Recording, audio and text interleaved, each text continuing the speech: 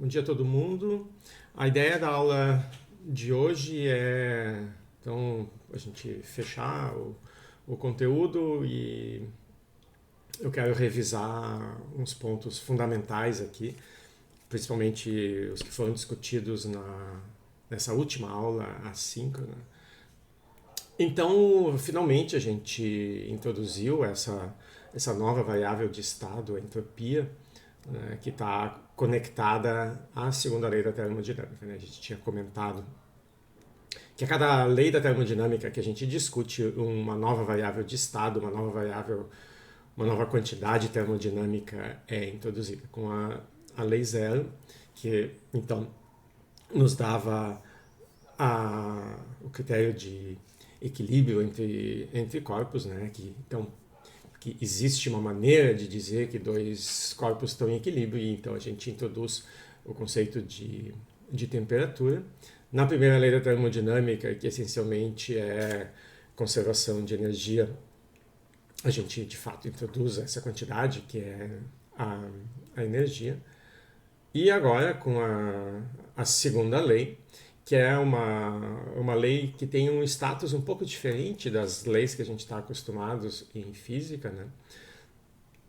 As leis, usualmente, né, nos dizem como as coisas acontecem, né? E a segunda lei da termodinâmica, ela nos fala como as coisas não acontecem, ou quando que as coisas não podem acontecer. Tá? Então, o conceito de entropia, ele é fundamental na termodinâmica. Ele é um conceito com o qual a gente não tem uma vivência, né? Como a gente tem com o conceito de temperatura. A gente sente temperatura na pele, mas a gente não sente a entropia. Né? A gente vivencia a entropia de uma maneira bem mais sutil. Né? Então, essa tendência dos sistemas, né, a tendência dos processos levar os sistemas a um estado de maior entropia, e na maior parte das situações isso envolve um aumento de desordem. Né? Não é sempre, mas e isso faz, né, com que o mundo ao nosso redor praticamente, né, ou estritamente, ele aos poucos vai se desmontando. Né? As coisas sempre acontecem com um determinado sentido bem claro no tempo, né? Existe uma flecha do tempo. Né? Por exemplo, as nossas coisas, elas sempre vão evoluir no sentido de estragar, de deixar de funcionar. Né? Nunca ao contrário. Vocês nunca vão pegar uma televisão que estava estragada, quebrada, ou um copo quebrado, e vocês vão chegar no outro dia, que legal, isso aqui se consertou sozinho. Né? Mas as coisas se estragam sozinhas. Né? Mas não é algo que a gente sinta na pele como uma superfície quente. Né? Então, o conceito de temperatura, a gente consegue criar uma intuição do seu real significado, ou pelo menos dos seus reais efeitos. Já o conceito de entropia para nós é uma coisa mais abstrata e de difícil entendimento. Né? Então, não é depois da nossa discussão aqui em termodinâmica que a entropia vai deixar de criar confusão na cabeça de vocês. Ela é, sim, um conceito sutil e complicado. Né? E é por isso que lá no início a gente fez aquela discussão dizendo que termodinâmica é, sim, um assunto complicado e que a gente está sempre encontrando sutilezas e situações onde a análise não é tão simples. Né? Mas aos poucos, né, pelo menos as pessoas que tiverem a termodinâmica como uma ferramenta essencial no seu trabalho, vocês vão ver que aos poucos essa intuição, esse conhecimento vai sendo construído. Né? Sempre vai ter uma região de dúvidas, né? Mas isso vale para qualquer área. Né? As pessoas nunca podem ou nunca deveriam viver sem essa fronteira de dúvidas. Sempre tem que existir dúvida na nossa vida, senão a gente não progride. Né? Aquelas pessoas que só têm certezas, né? A gente sabe que são as pessoas perigosas. Então, bom, então o conceito termodinâmico de de entropia aqui, depois a gente discute o significado ou como a gente pode interpretar essa quantidade, né? Vamos primeiro ver quais são as consequências da introdução dessa quantidade. Bom, então, essencialmente, a entropia nos permite relacionar, né, se vocês consideram aqui essa forma microscópica da entropia, né? Então, isso aqui nos permite dizer que se eu tiver um processo, né, uma pequena variação de calor, né, que pode ser positivo, negativo, calor entrando ou saindo do sistema, quais são as modificações nas variáveis de estado do sistema que esse calor provoca, né? Então, bom, no processo microscópico, a gente pode supor que a temperatura onde ele acontece é constante, né? Se a gente passa esse T para o lado de cá, então ΔQ é TdS. Então, calor entrando ou saindo no sistema vai criar um aumento ou uma diminuição da entropia desse sistema, tá? A entropia é uma variável de estado, da maneira como a gente introduziu, né? Vocês lembram que a gente basicamente utilizou a desigualdade de Clausius, que a gente já vai revisar aqui, e viu que quando o processo que a gente usa é um processo reversível, né, e só nos processos reversíveis, a gente pode usar o calor que é trocado nesse processo, né, a gente pode então integrar ao longo do meu processo ali o calor trocado dividido pela temperatura. Isso nos dá uma quantidade que de fato é independente do processo, é independente do caminho e vai depender só do ponto final e do ponto inicial e do ponto final, tá? Então, com essa definição, então tomando esse cuidado de que o calor que tem que ser usado aqui corresponde não necessariamente ao processo sofrido, passado pelo sistema, tá? Não é qualquer processo que a gente pode usar, tá? A gente vai no final aqui voltar para um exemplo que já foi discutido para enfatizar de novo isso, tá? Mas se eu quiser calcular a variação de entropia usando o calor trocado no processo, eu só posso fazer isso usando um processo reversível, tá? Então, eu tenho um estado inicial, eu tenho um estado final. A entropia é uma função de estado, então eu posso calcular a entropia no estado final, posso calcular a entropia no estado inicial, a variação de entropia vai ser a diferença dessas duas quantidades, e aqui do lado esquerdo eu não faço e não devo fazer nenhuma referência ao processo que foi feito. De novo, a entropia é uma variável de estado.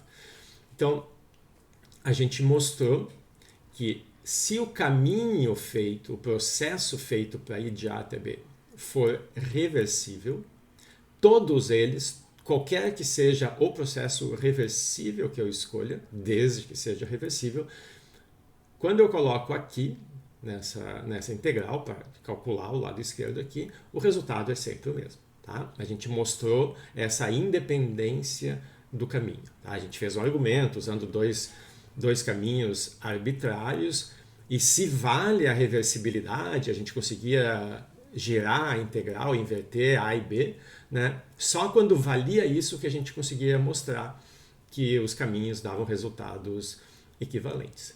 Então, essa restrição aqui na definição é importante, a gente não pode esquecer. Se a gente tiver um processo irreversível e a gente usar esse processo irreversível para calcular essa integral, esse resultado vai ser diferente da variação de entropia. Então não funciona, tá? No exemplo que a gente vai discutir no finalzinho, a gente retorna a isso. Então, se a gente tem o ponto A como início do nosso processo, o ponto B como final, né? Então aqui na figurinha da esquerda eu desenhei dois caminhos e está um pouquinho pequeno, mas vocês podem ver que tem flechinhas aqui indicando que esses dois caminhos em vermelho são reversíveis, eu posso andar em qualquer uma das direções. E outra possibilidade aqui é que um deles eu só posso caminhar num sentido, tá? É como ir da casa de vocês ao campus, né? Essa entidade abstrata chamada Campus do Vale, né? Que ninguém mais sabe se existe. Vocês podem percorrer um caminho da casa de vocês até lá só por ruas de mão dupla. Então vocês podem ir e voltar exatamente pelo mesmo caminho.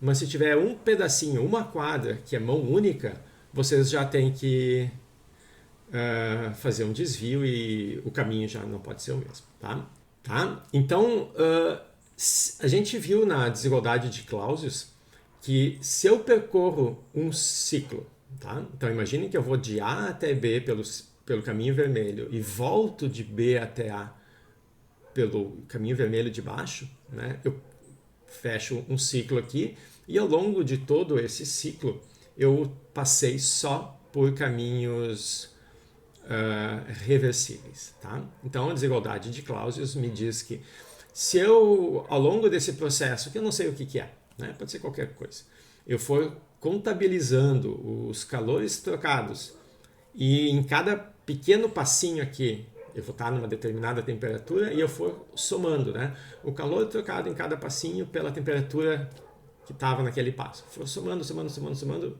Quando eu completar o ciclo aqui, essas contribuições se anulam. O que entra, né, sai, e aí eu tenho contribuições positivas e negativas. A desigualdade de Clausius me dizia que isso aqui era exatamente zero.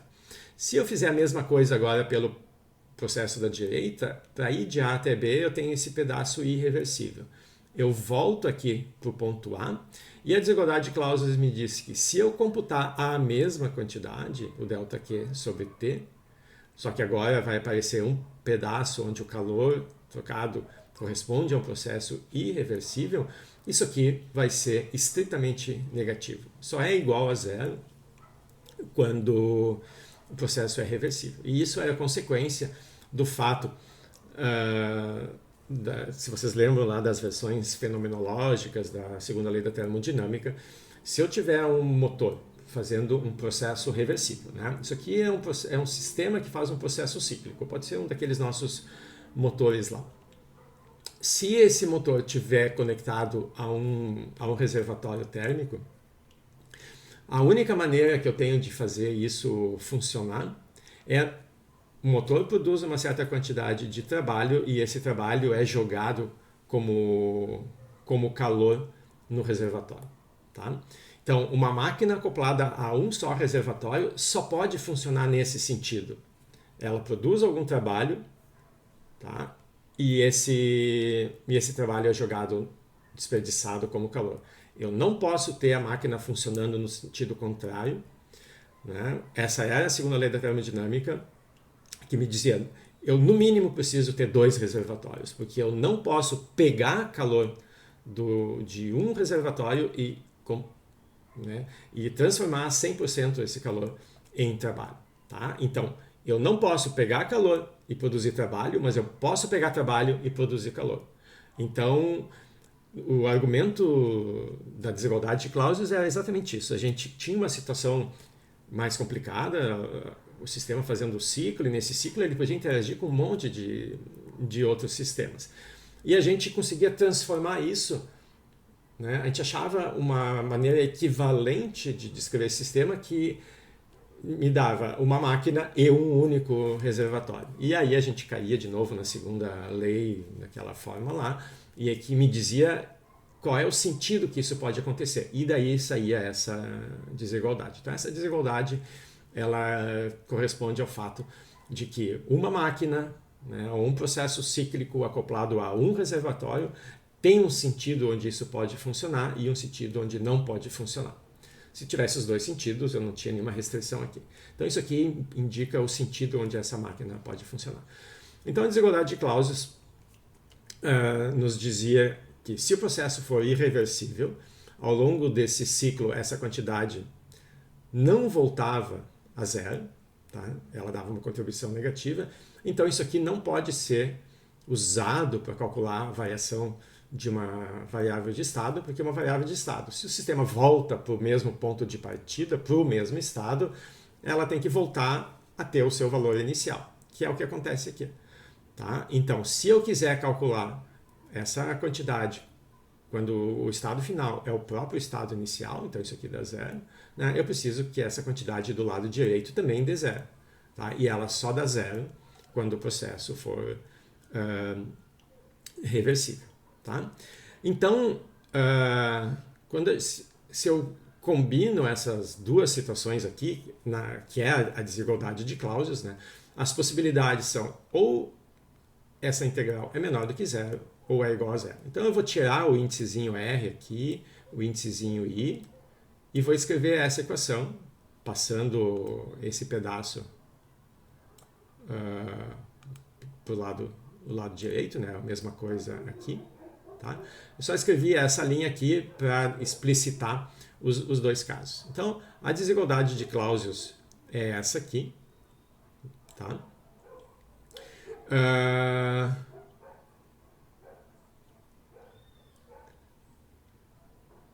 Então, notem que nas duas, essa segunda integral é um processo reversível. Então, a única coisa que muda daqui para cá é que de A para B, né, o trajeto de cima aqui, num caso é reversível, no outro caso é irreversível. Mas a parte de baixo, o retorno aqui, é reversível nos dois casos. Então, o segundo termo eu passo para o lado direito, está aqui. Então, a igualdade e a desigualdade está aqui. E do lado esquerdo eu tiro o índice, porque eu escolho o índice quando eu escolher o sinal. Se eu botar Rzinho aqui, eu tenho a igualdade. Se eu botar um Izinho, eu tenho a desigualdade. Tá? Então, isso aqui resume a situação completa. Bom, o que é esse termo do lado esquerdo? Isso aqui é o calor trocado ao longo do processo, né, dividido pela temperatura. Então, isso aqui é uma soma ao longo do processo que eu escolhi, reversível ou não, né, somando essas pequenas contribuições.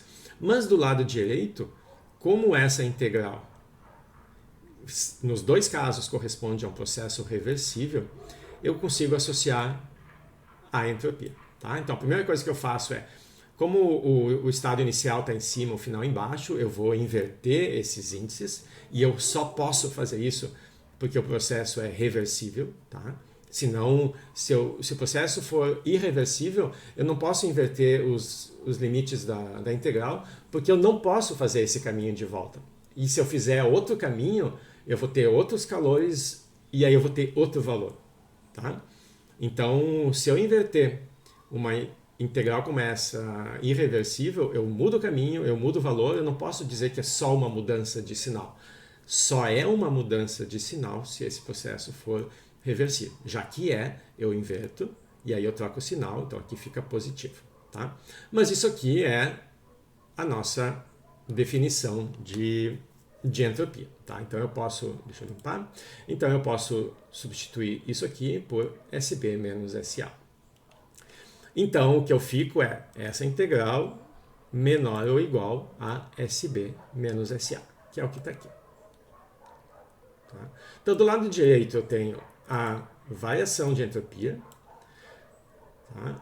E essa variação de entropia vai ser maior ou igual a contabilização do calor trocado.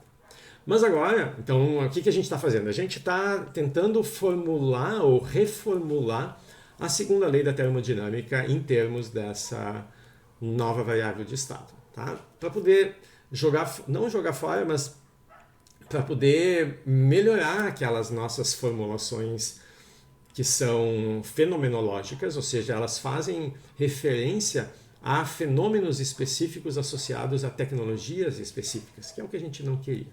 Né? É muito melhor a gente fazer referência a uma propriedade do nosso sistema, porque aí a gente tem uma formulação que é muito mais geral e não se aplica necessariamente só a sistemas que podem ser descritos em termos de máquinas térmicas.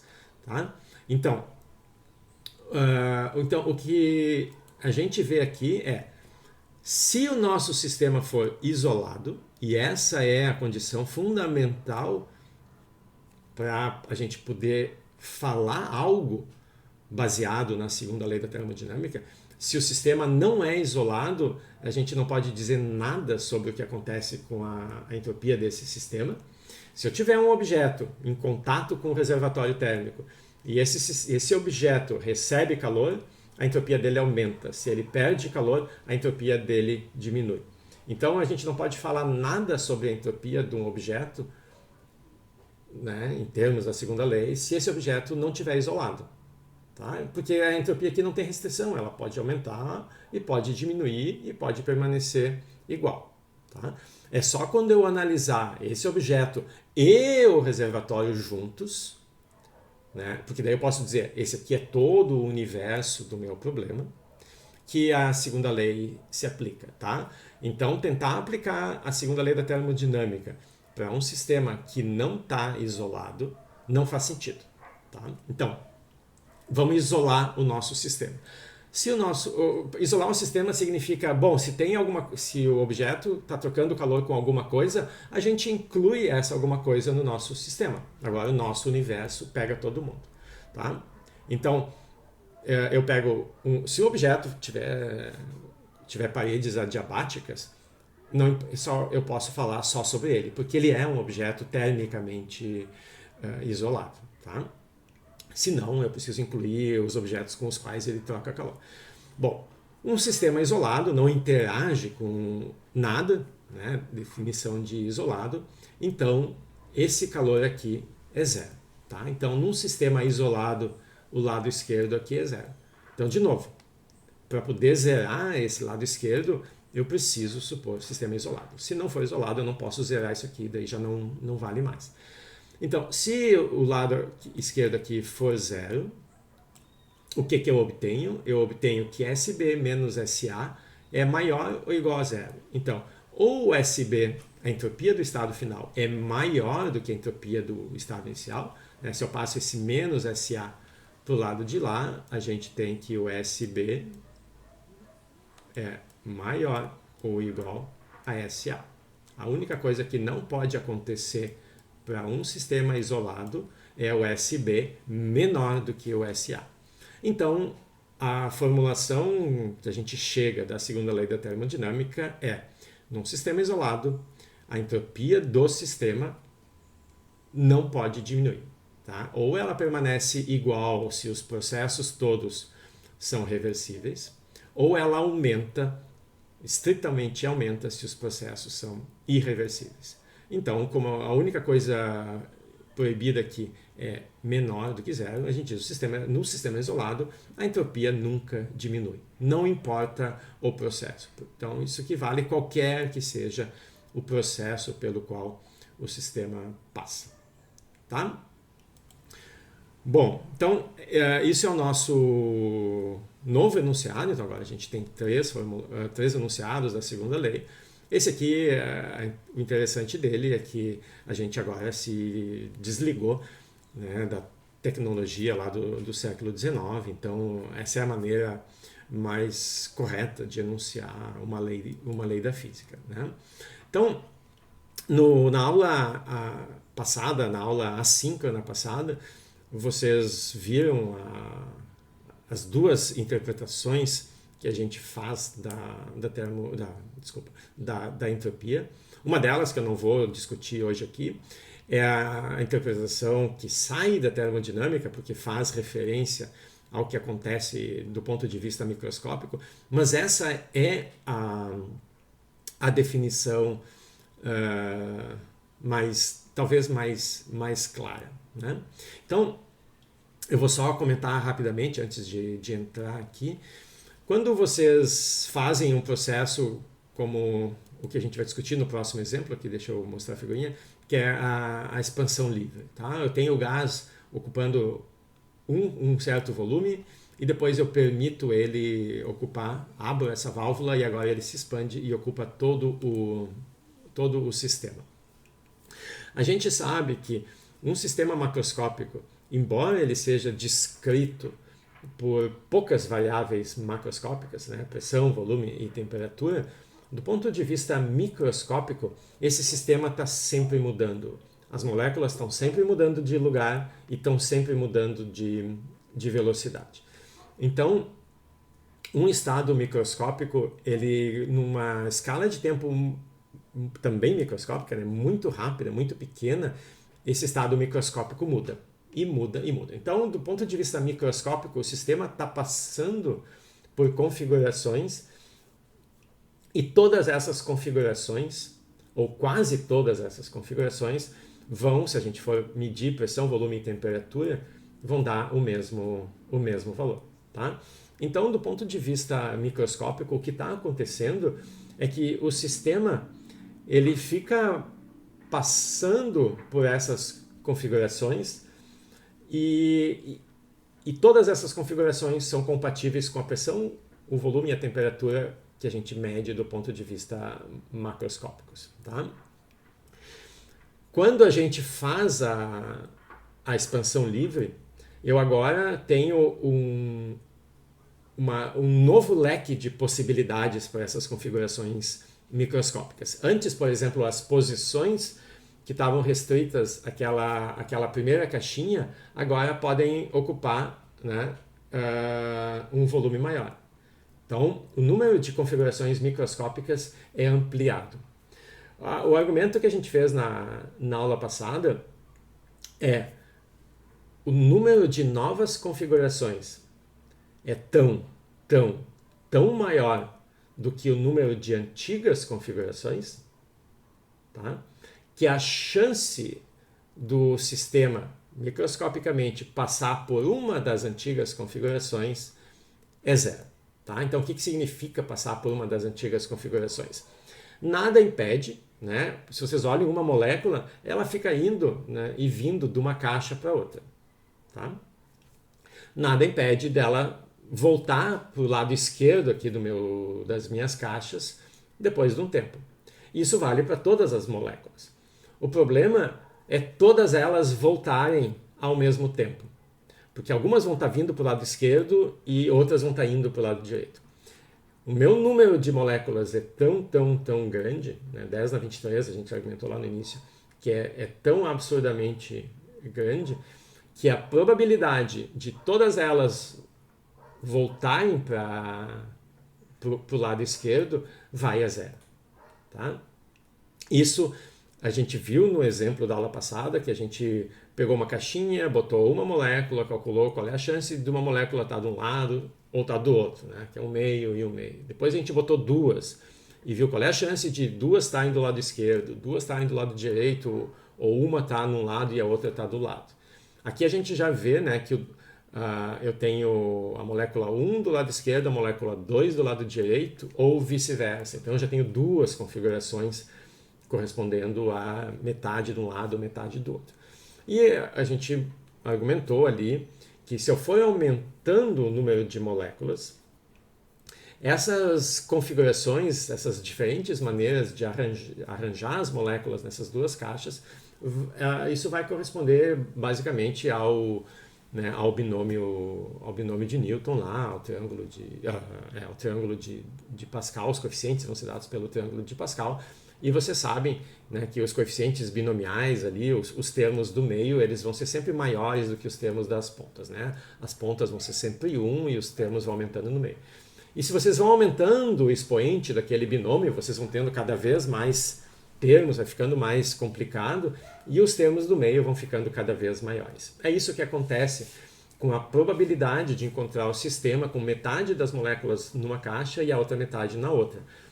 O número de maneiras, né? Imaginem que vocês tenham 10 bolinhas. Eu digo, bom, quantas maneiras vocês têm de colocar essas bolinhas, 5 numa caixa e 5 na outra, né? Bom, as bolinhas estão ali numeradas. Aí vocês têm 1, 2, 3, 4, 5, 6, 7, 8, 9, 10. Mas daí vocês pegam duas e trocam, e outras duas e trocam. Tem um número muito grande de combinações. Mas quantas maneiras vocês têm de colocar as 10 bolinhas do lado esquerdo? Uma. Ou as 10 bolinhas do lado direito? Uma. Então, se vocês jogarem as bolinhas, né, jogarem uma moedinha para cada bolinha e dizer, se cair cara, eu ponho de um lado, se cair coroa, eu ponho do outro, né, a probabilidade de cair 10 caras seguidas ou 10 coroas seguidas e vocês botarem as 10 bolinhas do mesmo lado, vai ficar, né, vai ser 1 meio na 10. Tá? então, que é muito baixo, né? Quase 1 em 1000.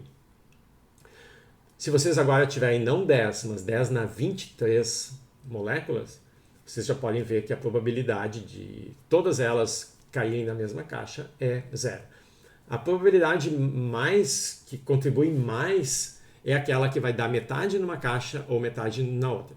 10 na 23, se eu botar metade de um lado e metade do outro, se tiver 1 trilhão a mais de um lado do que do outro, é nada. Né? Porque 1 trilhão dividido por 10 a 23 é nada. Tá? Então, na prática, eu vou ter sempre metade e metade. Ou seja, o que a entropia mede é basicamente esse número de configurações microscópicas que o sistema tem acessível. Quando a gente diz a entropia do sistema sempre aumenta, então quando eu faço uma modificação no sistema, né, abro aquela válvula entre as duas caixas e agora aumento o número de configurações possíveis para o meu sistema, o que a segunda lei está dizendo é, bom, agora o sistema vai ficar caminhando ali nesse espaço de configurações que tem muito mais estados. Ele não volta para o estado espontaneamente, para o estado inicial, porque aquele número de configurações é tão menor que a probabilidade disso acontecer na prática é zero. Né? Para os sistemas termodinâmicos, que são muito grandes, é zero. Claro, se eu tiver um sistema de 4 bolinhas, não é. Mas de 10 a 23 bolinhas é. Então essa é a interpretação microscópica que o Boltzmann chegou. Então existe uma expressão que quem fizer físico-química ou algum curso mais avançado de termodinâmica vai ver, né? Existe uma expressão que relaciona a entropia com esse número de estados microscópicos, né? Esse foi um dos grandes resultados do Boltzmann, tanto que está escrito isso, né? Essa fórmula está escrita no túmulo dele. Né? Se vocês botarem túmulo Boltzmann no Google, vocês vão ver, né, 1 milhão de fotos com físicos, né, que postaram junto com o túmulo do Boltzmann. Tá? Eu não tenho. Tá bom? Então essa é a interpretação microscópica. Mas do ponto de vista da termodinâmica, né, como é que a gente pode interpretar a entropia? Então, sem fazer referência a configurações, posições e velocidades de moléculas, sem fazer referência a moléculas. Tá? Então, a gente pode associar a existência de entropia num processo, né? Um processo onde o ΔS não é zero, onde o ΔS é positivo, ou seja, num processo irreversível, ao que a gente chama de a degradação da energia. Uma energia que inicialmente, quando o sistema ainda está no estado inicial, aquela energia potencialmente poderia ser transformada em trabalho, poderia ser usada para alguma coisa. Se o meu processo for irreversível, uma fração dessa energia vai ser desperdiçada. Tá? Então, qual é o argumento? Então, vamos voltar aqui para aquela nossa situação simples, onde eu tenho um sistema que faz um processo arbitrário cíclico aqui, o nosso motor, e para funcionar, esse sistema recebe calor de um reservatório térmico, transforma uma parte desse calor em trabalho e o que não consegue joga nesse segundo reservatório. Tá? Bom, isso aqui é uma situação típica. Bom, qual é a variação de entropia do sistema? O meu sistema é tudo isso aqui. Tá? Qual é a variação de entropia? Então aqui eu tenho 4 componentes. Os 2 reservatórios, a máquina térmica e um outro sistema que não está desenhado aqui, que é para onde vai esse trabalho. Bom, esse sistema é um sistema mecânico, né? É uma mola, né? Como não é um sistema termodinâmico, não tem uma entropia, né? A gente está eliminando todas as... A gente diz que aqui, o sistema aqui é um sistema puramente mecânico, né? Claro que se ele esquentar nesse processo, já não é mais um sistema puramente mecânico, ele vai ter a gente vai ter que levar em consideração esse aspecto, esse lado térmico dele. Mas aqui a gente está simplificando, então a gente diz, bom, esse trabalho vai ser entregue para um sistema 100% mecânico. Então ele não entra no cálculo da nossa variação de entropia. Então temos agora os outros três, os dois reservatórios e a máquina. A máquina faz um processo cíclico. Ela tem entropia, mas como o estado dela volta para o estado inicial, a entropia que ela tinha no estado inicial é a mesma entropia que ela tem no estado final. Então, essa máquina aqui não contribui para a variação de entropia, porque, né, ela volta para o mesmo S. Então, o delta S da máquina é zero. Não entra.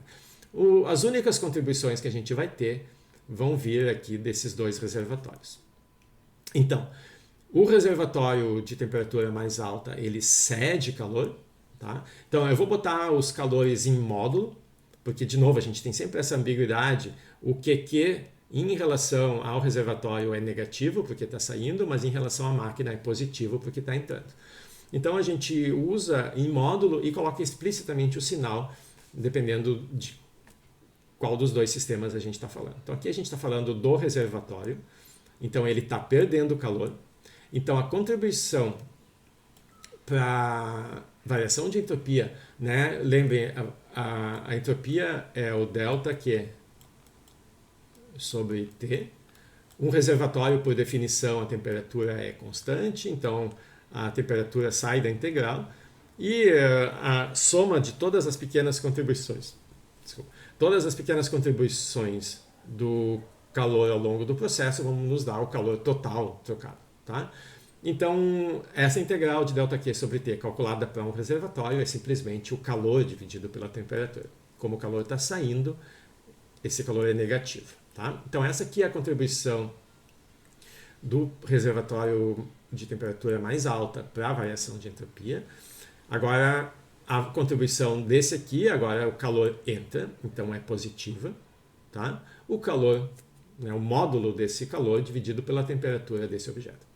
Tá? Então, a gente tem a variação de entropia do sistema completo, que, por definição, aqui está isolado.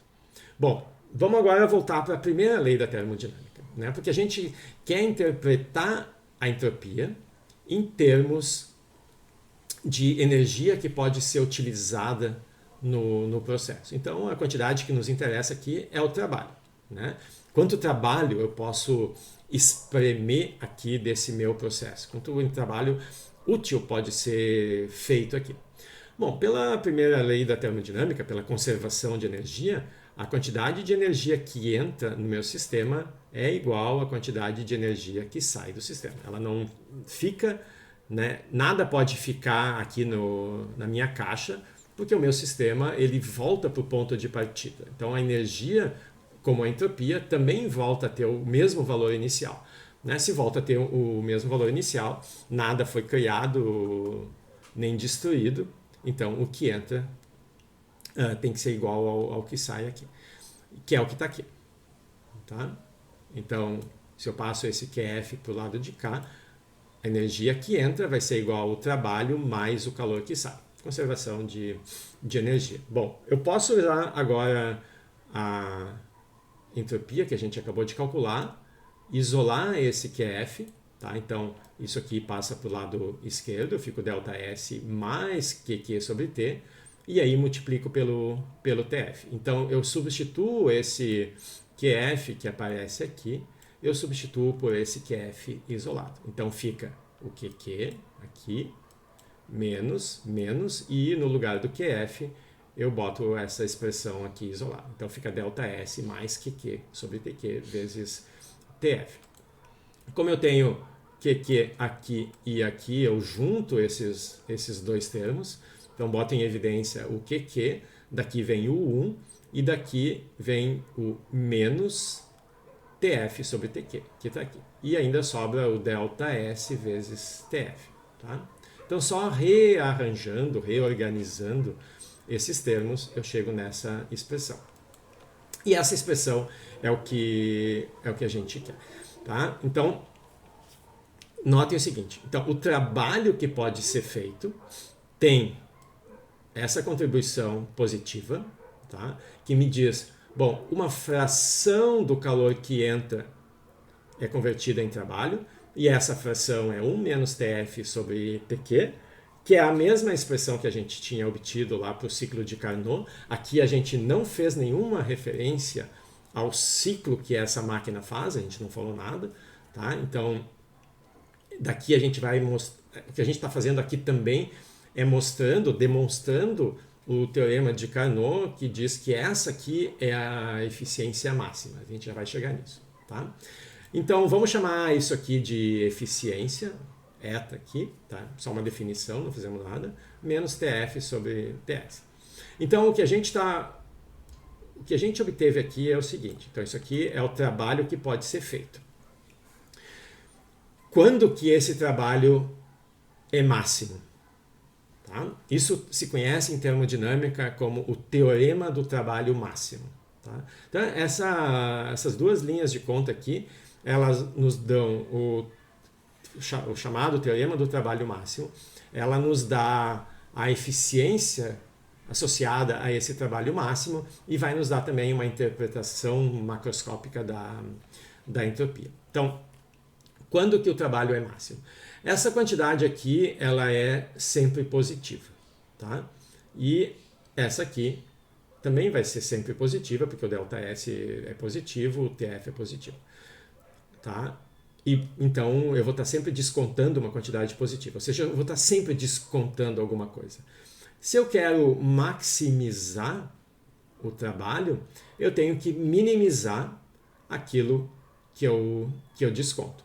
Tá? Esse termo aqui é uma quantidade fixa, porque essa é a condição. Eu tenho uma máquina que recebe uma certa quantidade de energia, tá? E essa máquina funciona entre esses dois reservatórios. Então, a quantidade de energia que a máquina recebe é fixa e os dois reservatórios são fixos. Como nesse termo aqui só aparecem essas três quantidades que eu fixo no meu problema, então isso aqui não muda, isso aqui é uma constante. O que pode mudar aqui? É o ΔS que pode mudar, dependendo do tipo de processo que acontece aqui dentro dessa máquina. Então, se eu quero achar o máximo do trabalho, eu tenho que minimizar a quantidade que eu estou descontando. Tá? Quanto menos eu descontar, mais eu vou chegar... não sei se... Aqui. Continua me ouvindo, apareceu um sinal de que caiu a conexão, mas acho que está tudo bem. Bom, tá. Então, eu tenho o máximo trabalho quando eu tiver o mínimo ΔS. Tá? E qual é o mínimo ΔS que eu posso ter? A gente acabou de ver na segunda lei da termodinâmica que o ΔS ele tem que ser maior ou igual a zero. Então, o menor valor que ele pode ter é zero. Tá? Ele não pode ser negativo. Então, o que acontece quando eu tenho o menor ΔS? Eu tenho, ao mesmo tempo, o maior trabalho. Tá? Então, o trabalho é máximo, né, quando a variação de entropia é mínima, ou seja, quando o ΔS aqui é zero, isso aqui é o mínimo. Então, o trabalho máximo, quanto é que ele vai valer? Ele vale isso aqui. Né? Se isso aqui zerou, então o trabalho máximo é esse eta dividido pelo calor aqui que entra. Tá? Então, a gente tem a expressão para o trabalho máximo. Então, o máximo trabalho que pode ser extraído desse processo ocorre quando esse processo é reversível. Tá? Então, se vocês lembrarem lá do teorema de Carnot, era isso que dizia. Tá? O processo que maximiza o trabalho produzido é aquele feito por uma máquina reversível. Quanto que vale esse trabalho? Vale isso aqui, e essa eficiência, então, é a eficiência da máquina que nos dá o trabalho máximo. E a eficiência dessa máquina vale isso aqui, só depende dos dois reservatórios. A gente não fez referência ao ciclo de Carnot. que o Carnot fez lá foi mostrar, olha, aqui tem um exemplo de uma máquina que faz esse processo, mas eu não preciso daquele processo para chegar nesse resultado aqui, tá? Então, teorema do trabalho máximo. O trabalho máximo que pode ser produzido por uma máquina é o trabalho feito por uma máquina reversível. Primeira conclusão aqui dessas duas linhas de conta. A segunda conclusão é quanto vale esse trabalho máximo? Esse trabalho é essa fração aqui ou essa fração aqui do meu sistema. Então, como isso aqui é definido pelos dois reservatórios e pela quantidade de calor que esse reservatório cede, sem falar que máquina é essa, esse calor nem chegou ainda nessa máquina e a gente já sabe qual é o máximo trabalho que pode ser produzido. Isso aqui é independente da máquina, tá? Então, isso aqui diz, olha, se eu tiver a máquina mais eficiente possível aqui, o máximo que ela vai poder fazer é isso aqui. Né? Como as máquinas na prática não vão ser tão eficientes, alguma coisa eu vou desperdiçar. Então, a segunda conclusão desse resultado é a eficiência da máquina ideal. A máquina ideal é a máquina que corresponde ao ΔS igual a zero, então a máquina ideal é a máquina reversível e a eficiência dessa máquina reversível é 1 menos TF sobre TQ. Essa é a segunda conclusão que a gente tira desse resultado. E a terceira conclusão é uma interpretação macroscópica para a entropia. É o significado aqui da entropia. Se eu tiver agora uma máquina que não seja reversível, então a segunda lei me diz que o ΔS aqui não é zero, né? E tem que ser alguma quantidade finita, não zero, algo maior do que zero.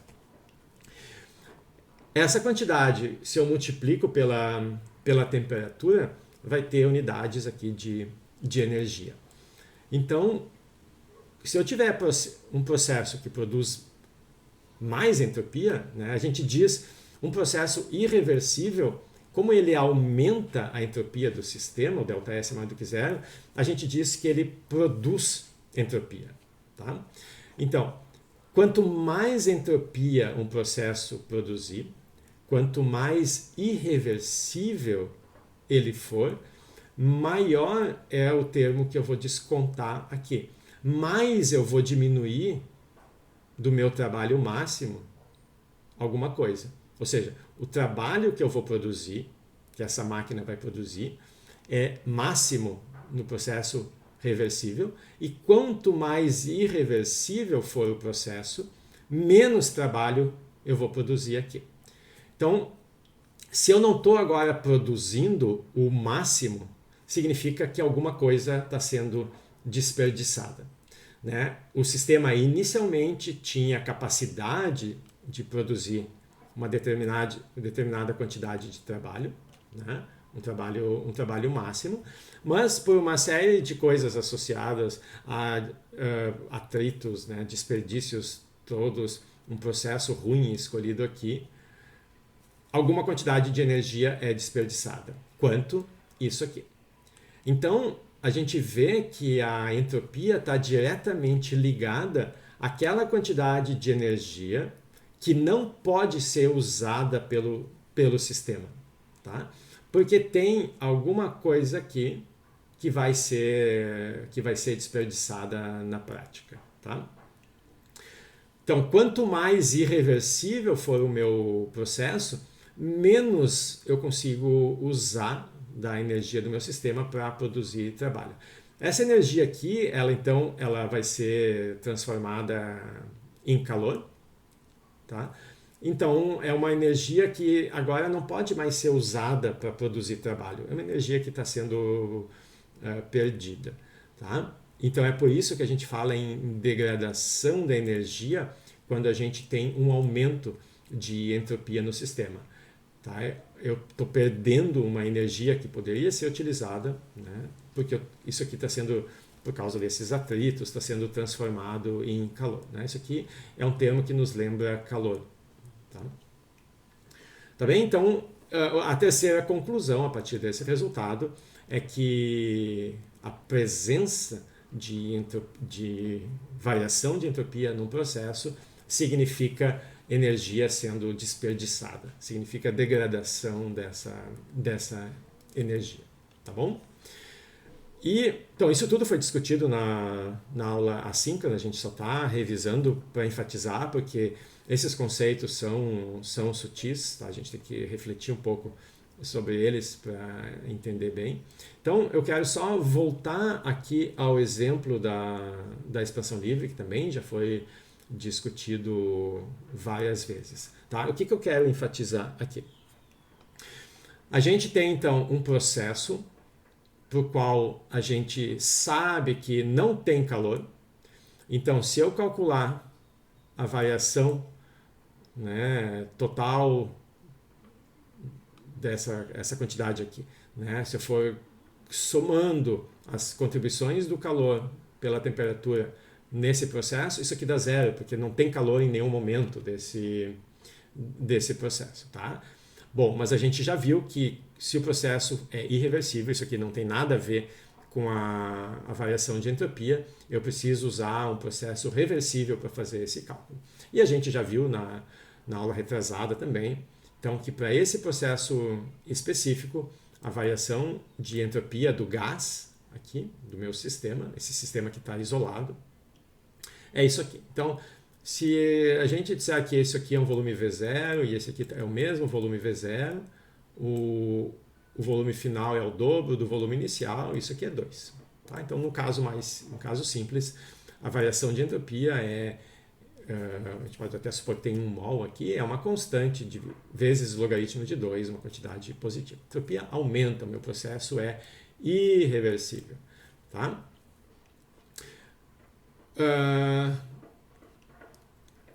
Bom, agora a gente faz, então para a gente calcular aqui, a gente usou um processo reversível.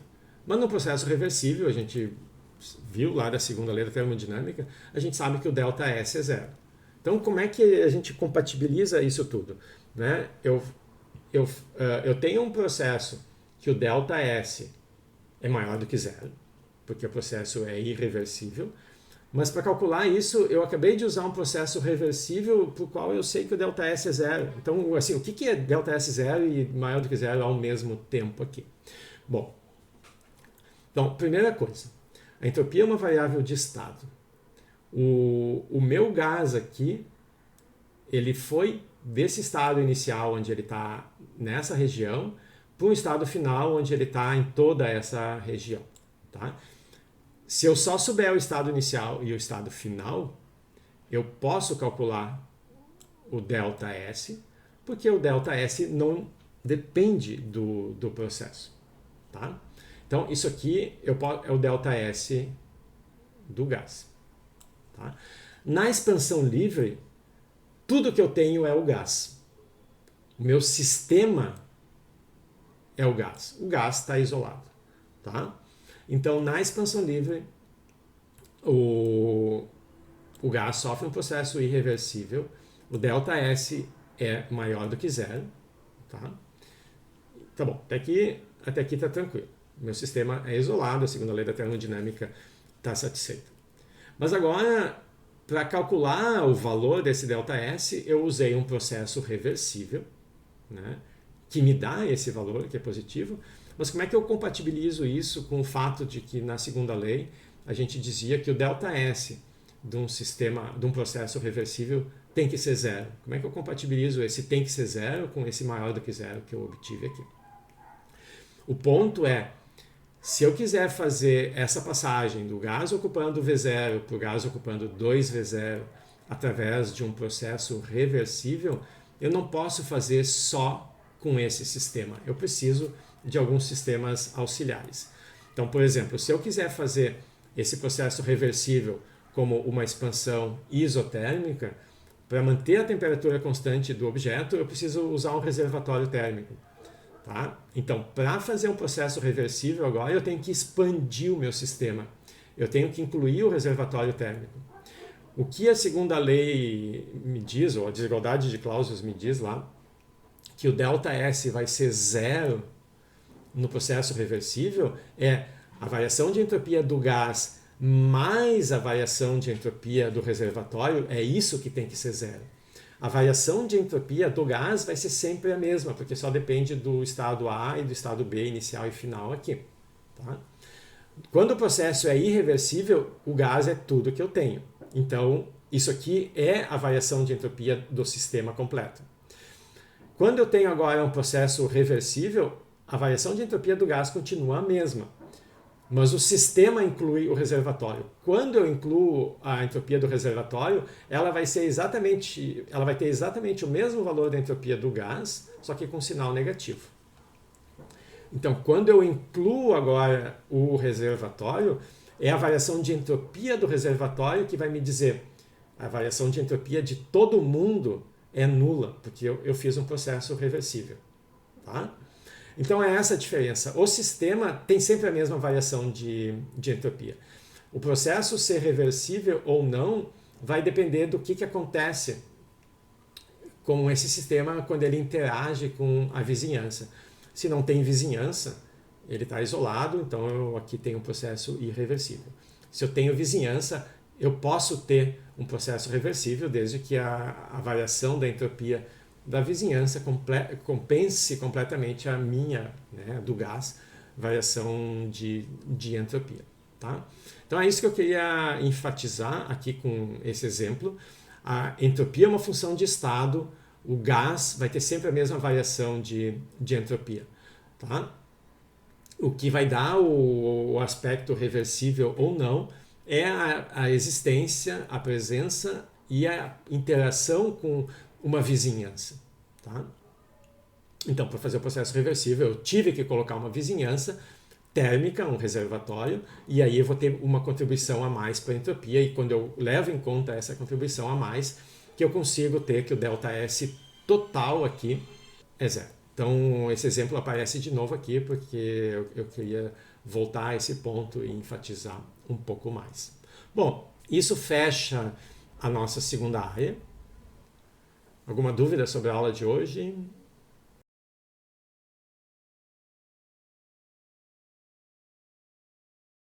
Não, tu tem que escolher outro processo. Esse processo irreversível, tu não torna ele reversível, né? Tu escolhe outro. Esse processo, ele é o que ele é. Se tu tem um processo irreversível, ele não te serve. Tu tem que achar outro processo. A única coisa que tu tem que cuidar é que esse outro processo comece no mesmo lugar e termine no mesmo lugar do outro. Né? Mas daí tu tem a liberdade de escolher.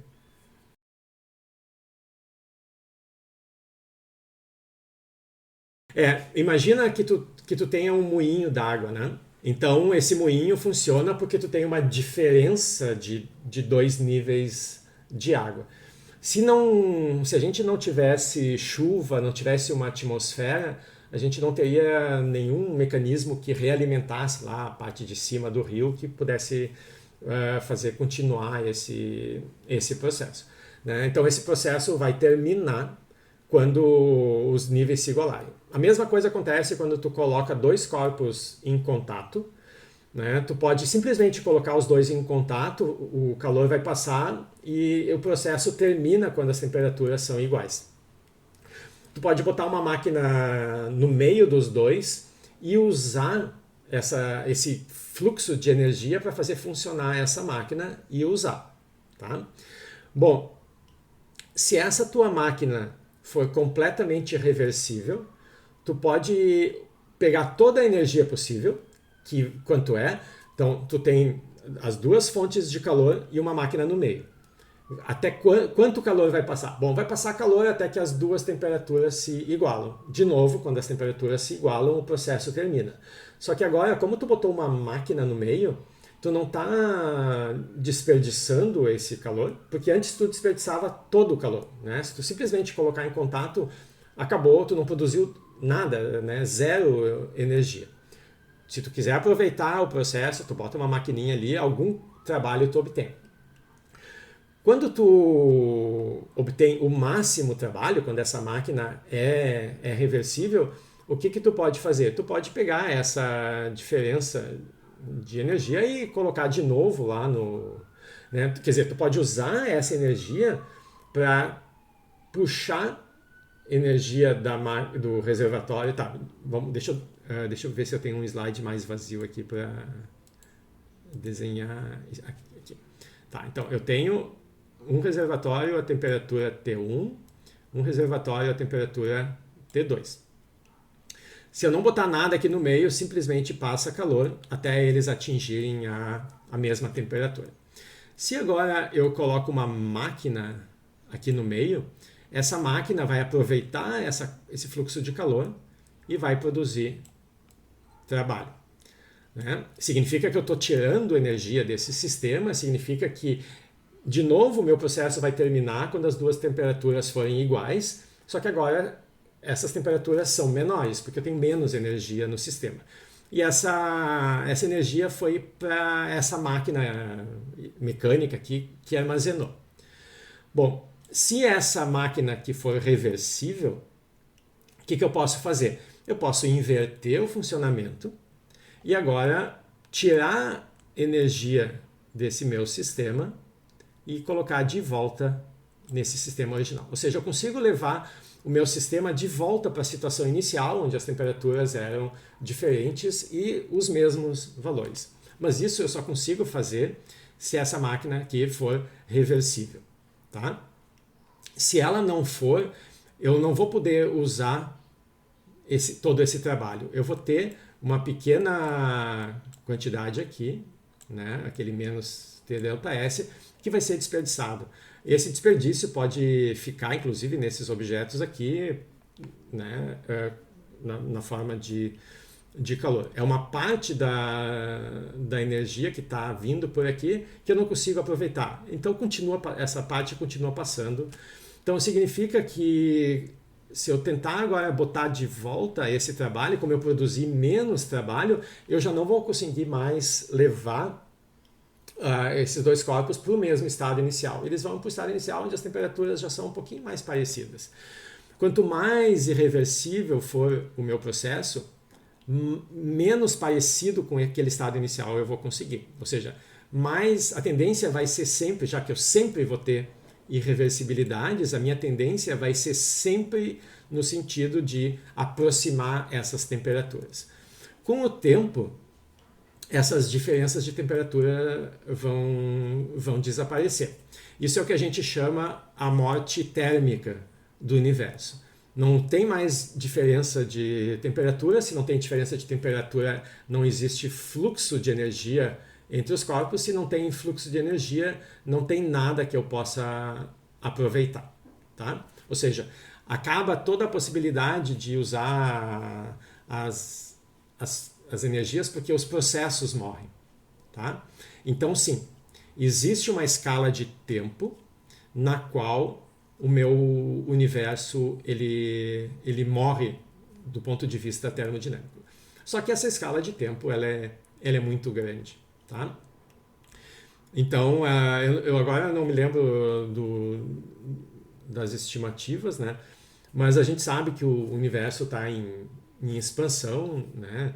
A gente tem aqui um grupo local de galáxias que estão, por interação gravitacional, elas não estão se afastando, mas o espaço entre as galáxias está se esticando, está se expandindo, as coisas estão ficando cada vez mais e mais longe.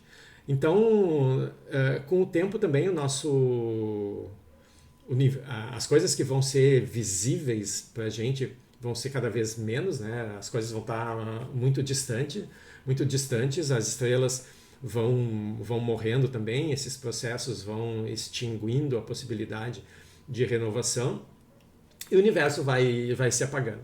Né? Se esse apagão do universo vai acontecer antes das coisas se afastarem o suficiente ou não, a gente não sabe, mas a escala de tempo que a gente fala para isso acontecer é ordens de grandeza maior do que a vida do universo até agora. Né? Então o universo tem quase 13 bilhões de anos, né? O tempo para a morte térmica do universo, se ocorrer, é muito maior do que isso.